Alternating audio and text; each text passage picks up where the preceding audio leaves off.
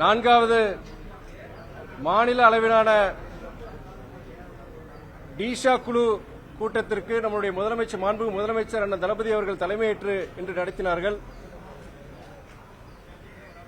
ஒன்றிய அரசின் மாற்றான்தான் மனப்பான்மையால் தமிழ்நாட்டிற்கு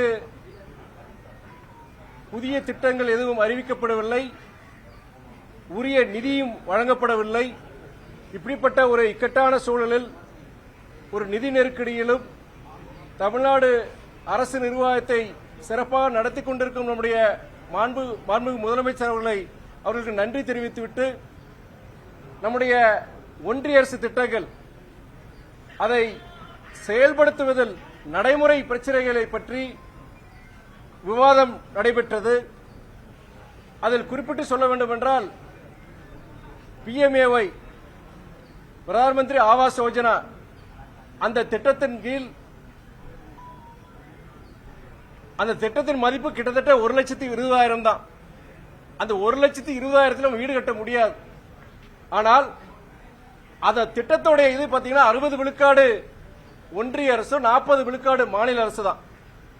ஆனா அந்த திட்டத்தை செயல்படுத்தணும் அப்படிங்கிற ஒரு நோக்கத்தினால கூடுதல் நிதி நம்முடைய தமிழக அரசு கிட்டத்தட்ட 1,40,000 மேலாக கூடுதல் நிதி நம்முடைய தமிழக அரசு அந்த 61 விழுக்காடு மாநில அரசு நிதி கொடுக்குது. அந்த ஒரிஜினல் அந்த திட்டத்தைப்படி மாநில அரசு 40 விழுக்காடு தான். ஆனா அந்த நிதியை நடைமுறைப்படுத்தணும், செயல்படுத்துறதுக்காண்டி தமிழக அரசு இந்த கடுமையான நிதி நெருக்கடியில் கிட்டத்தட்ட 61 விழுக்காடு கொடுத்து கிட்டத்தட்ட 2,83,000 அந்த மதிப்பீட்டில் அந்த பிரதம மந்திரி அந்த வீடு வந்து கட்டி கொடுக்கிறாங்க. அதை வந்து போன வருஷமே 2023 அந்த திட்டத்துடைய அந்த அளவுகோல் அது ப்ராஜெக்ட் வந்து கிட்டத்தட்ட குறைஞ்சபட்சம் 3 லட்சம் ஒன்றிய அரசு அறிவிக்கணும் சொல்லி அவங்க நம்முடைய தமிழக அரசு அந்த கோரிக்கையை வச்சிருந்தாங்க. இதுவரைக்கும் அவங்க அறிவிச்சபடி முதல்ல அறிவிச்சபடி அது 1,20,000 தான் இருக்கு. இது இந்த கூட்டத்திலையும் நாடாளுமன்ற உறுப்பினர்கள் நாடாளுமன்றத்தில் இதை எழுப்ப வேண்டும். ஒன்றிய அரசு கண்டிப்பாக அதை 3 லட்சமாக அறிவிக்க வேண்டும் என்கிற அந்த தீர்மானம் இன்னைக்கு அங்கு நிறைவேற்றினாங்க.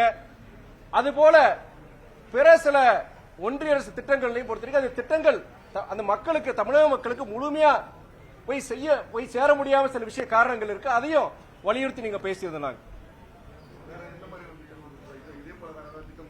இது மாதிரி என்னன்னா உங்களுக்கு பிரதம மந்திரி கிராம சாலைகள் திட்டம், அதுக்கு பாத்தீங்கன்னா இன்னைக்கு பிரதம மந்திரி கிராம சாலைகள் திட்டம் phase 4 அறிவிச்சிருக்காங்க. phase 3 முடிஞ்சு phase 4 அறிவிச்சிருக்காங்க. அந்த phase 4 உடைய கைட்லைன்ஸ் படி பாத்தீங்கன்னா தமிழ்நாட்டில் எந்த கிராமத்திலையும் அந்த கிராம சாலைகள் திட்டத்தை நம்ம இம்ப்ளிமெண்ட் பண்ண முடியாது. அது போன்ற சில கைட்லைன்ஸ் இஷ்யூ பண்ணியிருக்கிறாங்க. அது பீகார் போன்ற, உத்தரப்பிரதேஷ் போன்ற மிகவும் பின்தங்கிய மாநிலங்களுக்கு அது அங்க செயல்படுத்தலாம்.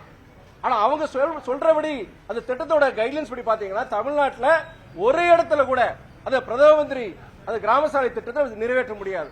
அதற்கு அது சில இதெல்லாம் ரிலாக்ஸ் பண்ணணும்னு சொல்லிட்டு அதையும் நாங்க பேசியிருக்கிறோம், அதிகாரிகள் பேசியிருக்கிறாங்க. இது போன்ற சில முக்கியமான திட்டங்கள், ஒன்றிய அரசு திட்டங்களை வந்து தமிழ்நாடு மக்கள், தமிழ்நாடு பயன்பெற வேண்டும் என்பதற்காக இந்த டிஷா கூட்டம் நடைபெற்றது. தேங்க்யூ.